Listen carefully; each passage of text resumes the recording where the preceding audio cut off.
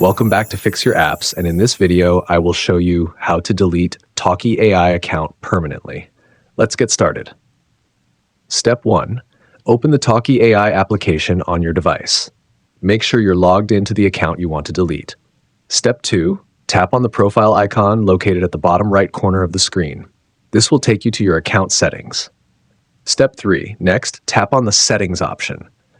If you don't see it right away, scroll through the menu until you find it. Step 4. Now scroll down to find the Delete Account option. Tap on it to proceed. Step 5. On the next screen, tap on the Deactivate Account option located at the bottom of the screen. This step is essential before fully deleting your account. Step 6. Finally, confirm your action by tapping on the Deactivate button. After confirming, your account will be scheduled for deletion. That's it. Your Talkie AI account will now be permanently deleted. Thanks for watching, and please subscribe to the channel.